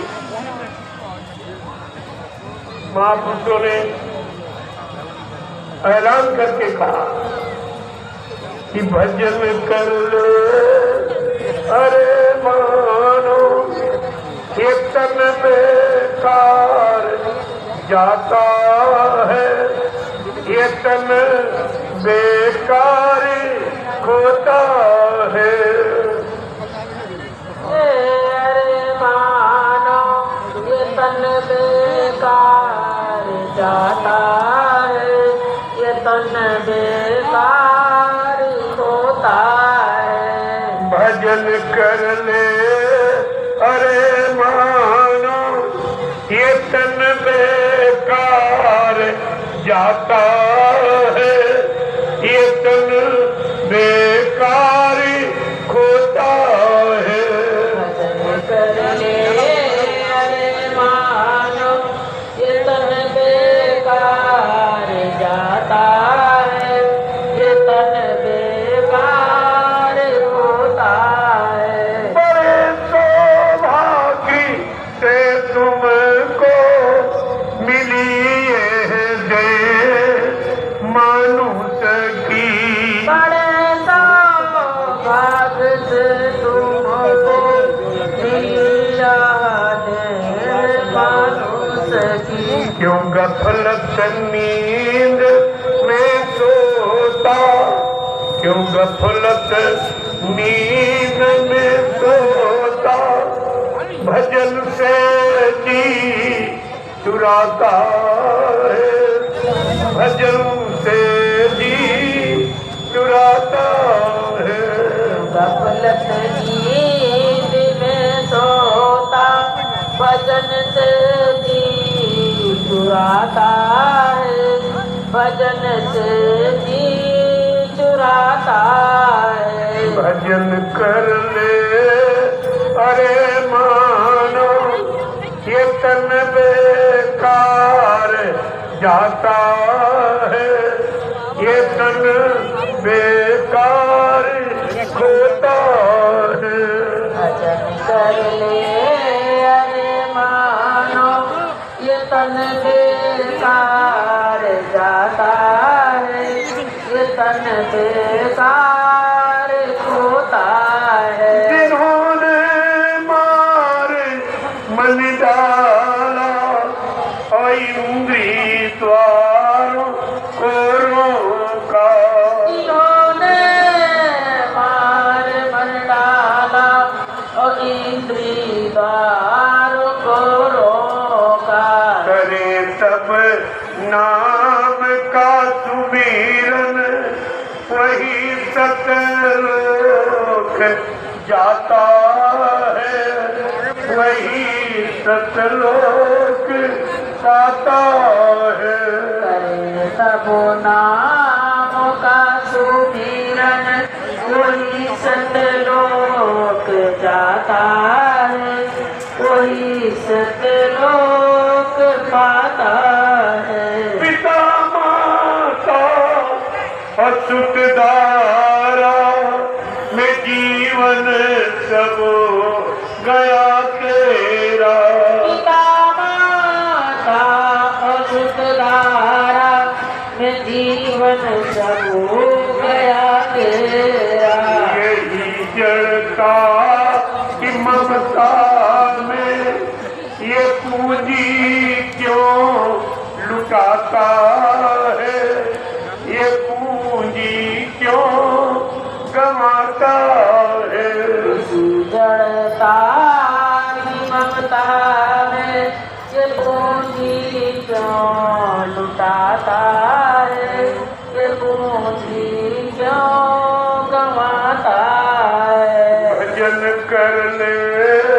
अरे मानो ये तन बेकार जाता है, ये तन बेकार होता है। भजन कर ले अरे मानो ये तन बेकार जाता है, ये तन बेकार होता है। जय गुरुदेव, जय गुरुदेव, जय गुरुदेव। नाम किसका? प्रभु का प्यारा नाम। अब आप लोग खड़े हो जाओ प्रेमियों, अभी समय हो गया बैठे। लोगों समझने के लिए एक शब्द पर्याप्त, और न समझने के लिए कितना कुछ कहा जाएगा। अगर आप समझते होते तो 15 मिनट समय आपको दिया गया, उसमें तो आप नहीं समझा। न गुरु को, न गुरु बच्चों को समझा, न उनके वाले संकल्प प्रतिज्ञा को समझा। चलो ठीक है, इसलिए हम उतना ही सुनाया जाएगा जो समझ। जय गुरुदेव, जय गुरुदेव, जय गुरुदेव। नाम किसका? प्रभु का प्यारा नाम। जोर से बोलो, सब मिल बोलो, बोलना होगा, अभी से बोलो, कि दर्द हरेंगे, सब कष्ट मिटेंगे, सुख शांति भी देंगे। सबके दाता, सबके मालिक, प्रेम से बोले, ये नाम नहीं इंसान का, ये नाम है प्रभु का, ये काम नहीं इंसान का, ये काम है प्रभु का। प्रभु, ये प्रभु का, ये इंसान का नहीं है, प्रभु। ये भारत धार्मिक देश है, यहाँ का परिवर्तन सच्चे ईमानदार त्यागी तपस्वी चरित्रवान शाकाहारी सदाचारी ब्रह्मचारियों से, ये अध्यक्ष मंत्रियों से, वक्ताओं से, नेताओं से ये धार्मिक धरा पर न कभी परिवर्तन हुआ और न कभी होगा। इस बात को गांठ पे बात कीजिए। ये किसी के बस की बात अब नहीं है। देखो ये कितना बड़ा जन्मस्थल है, ये कोई मीडिया पत्रकार की नहीं सकता। अगर किसी मंत्री का कुत्ता मर जाए तो मीडिया पत्रकार फट से छाप देता था, लेकिन ये किसी को दिखाई नहीं दे रही भीड़, और ये किसी के पास नहीं, इतना बड़ा जनमत किसी के पास नहीं। लेकिन कोई आया, मैंने परमिशन लिया है, मेरे पास तुम्हारा रिकॉर्ड है, तुमने परमिशन दिया है, हमको कौन सी व्यवस्था दी है, तुमने हमारी क्या व्यवस्था की है, ये हम कहने के अधिकारी हैं। ये समझते हैं बाबा, कुछ जानते नहीं। इसलिए प्रेमियों, ये देखो इतना बड़ा जनमत, ये एक गांव के अंदर, एक गांव के अंदर इतना बड़ा जनमत हिंदुस्तान में कोई इकट्ठा कर सकता, चाहे कोई राजनीति यानी पार्टी का नेता और चाहे कोई धार्मिक हो। ये काम किसी के बस का नहीं। आप देखिए, सोचना पड़ेगा, आज नहीं तो कल। जय गुरुदेव। अब आप लोग लाइन से खड़े हो जाओ। देखो प्रेमियों, कल सत्संग का आखिरी दिन, कल सुबह 7:30 बजे यही सत्संग स्थल पर एक लाइन महिलाओं की, एक पुरुषों, आंख में झंडा लेकर आप आसपास के गांव में निमंत्रण देने आप जाएंगे। सुन लो पहले, ये काम हिंदुस्तान में कोई नहीं करे। कोई राष्ट्रपति प्रधानमंत्री ने कभी रोटी का निमंत्रण अपनी जनता को दिया? पहले देखो ये क्या हो रहा है। हमारे दो बिंदु हैं, रोटी और बेटी, और जिस पर आज किसी की दृष्टि नहीं जा रही, न किसी नेता और न किसी महात्मा। इनके बारे में कोई नहीं सोच पा रहा।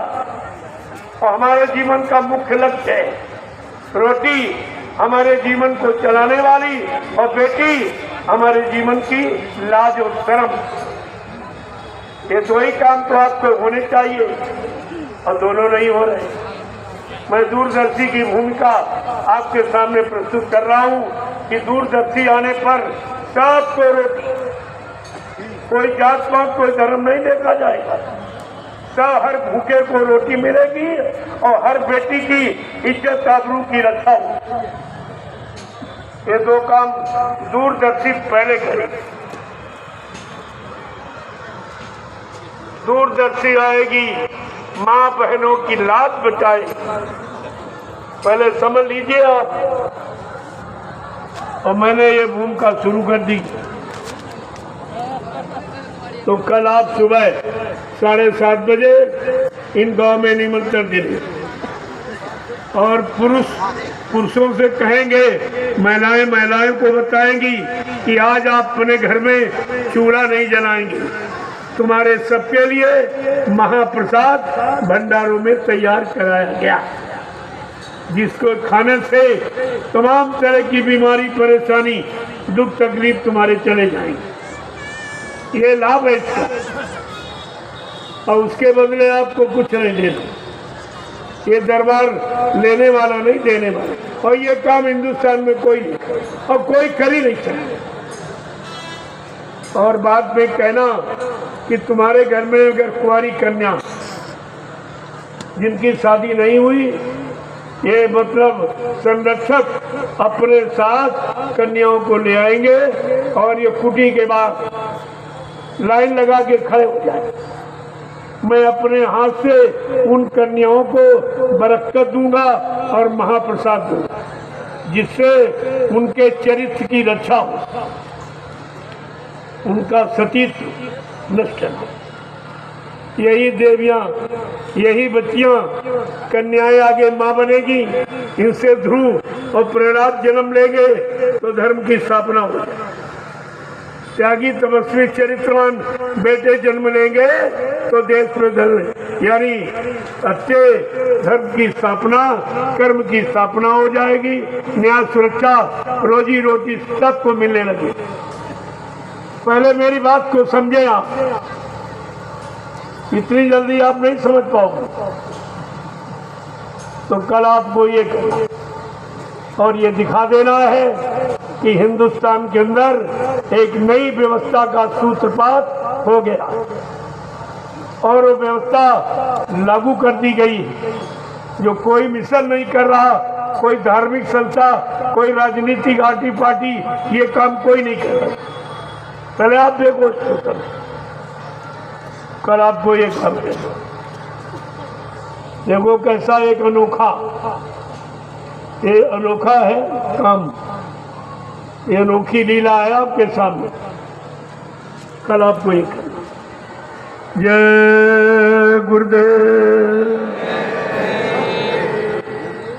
और अब आप लोग लाइन से खड़े हो जाओ, मैं आप सबका दर्शन करूं, क्योंकि कल आप त्योहार मनाते हैं और आज ये त्योहार आपका, जो देने वाला वो त्योहार तो लेने वाला। वो दिवाली तुम्हारा दिवाला निकालने वाली थी और तुम्हारा दिवाला निकल गया, सबकी जेबें खाली हो गई, मिला कुछ नहीं। ऐसा त्योहार जिसने कुछ दिया ही नहीं थी। अगर आग लग जाए तो घर जल जाए, आतशबाजी चुड़ाई, कोई हाथ जल गया, किसी का पैर जल गया, किसी का चेहरा जल गया, आंखें चली गई, ये मिला। ये दिवाली का दिवाला। क्यों? जब तक संत महापुरुषों के करीब नहीं आओगे, किसी त्योहार की महिमा को आप नहीं समझ पाओगे। ये त्योहार ऋषि मुनि महात्माओं के बनाए हुए, इसकी महिमा वही जानते, इसका तौर तरीका मनाने का वही जानते।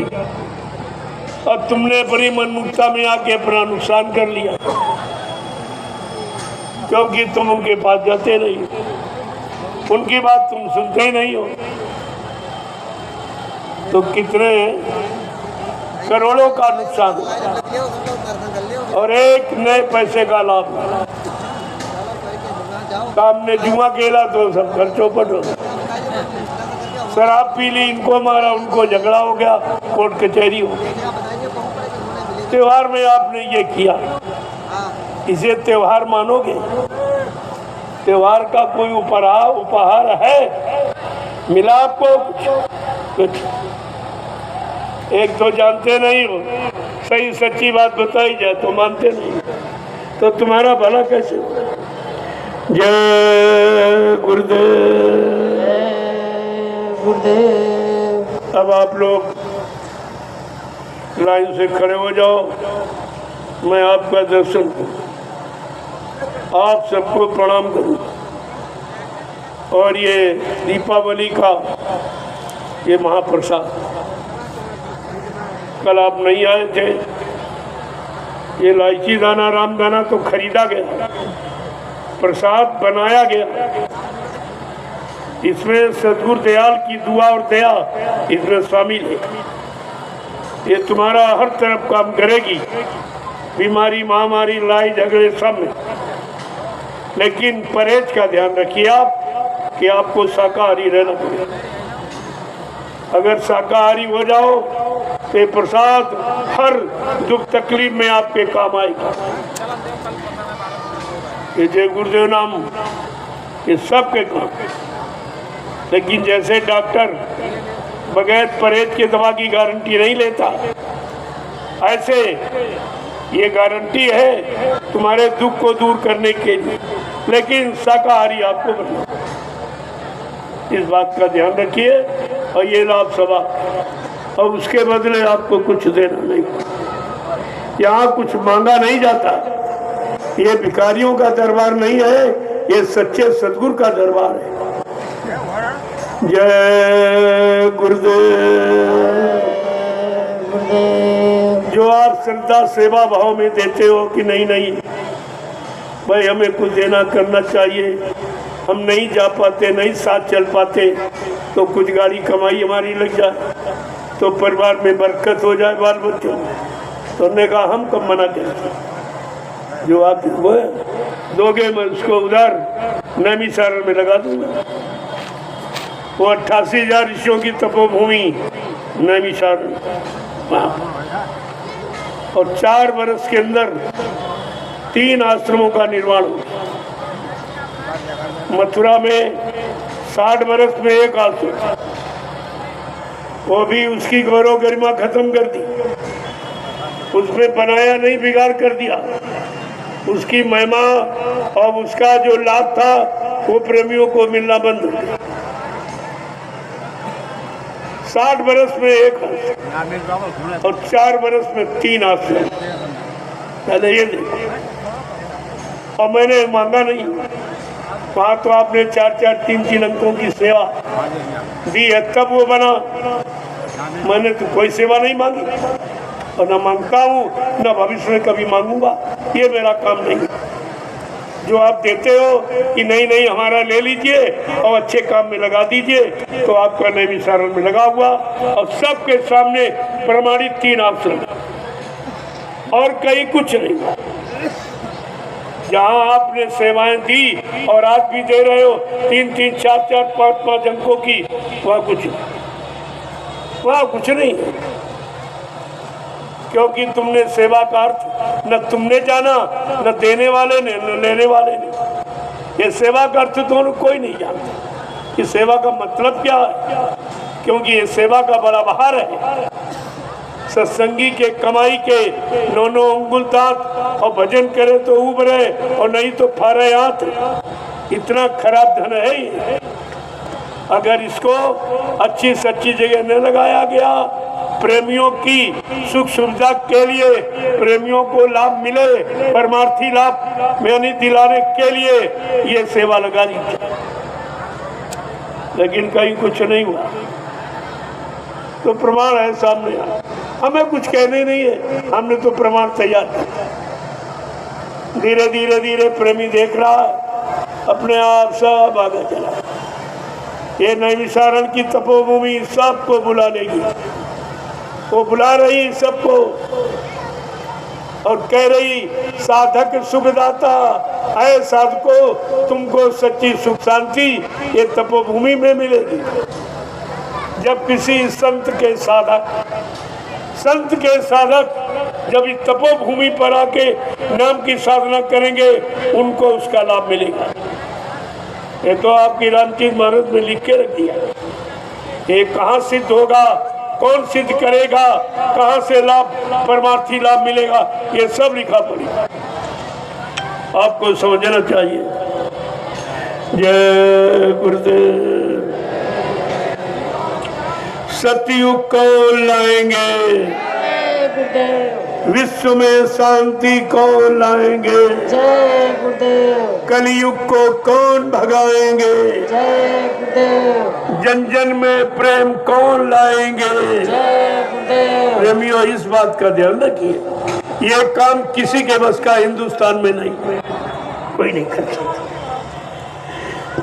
आपको इस पर विचार करना चाहिए। यहाँ से जो भी कहा जाएगा वो सदगुरु दाता के वचन और कुछ नहीं। अपनी तरफ से यहाँ कुछ नहीं कहा जाता, अपने मान सम्मान के लिए कुछ नहीं कहा जाता। यहाँ तो ये सदगुरु दरबार है, यहाँ सदगुरु के वचनों को लोगों के कान तक पहुँचाया जाए। जो भूल गए वो याद कर ले, जो नए वो जानकारी ले ले, बस इसके अलावा क्या कुछ नहीं। अब आप लाइन से खड़े हो।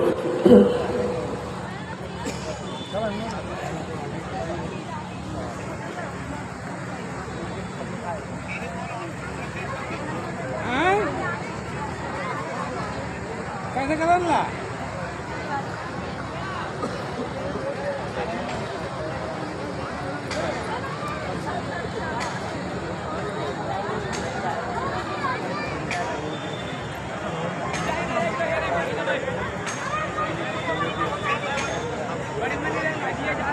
देखा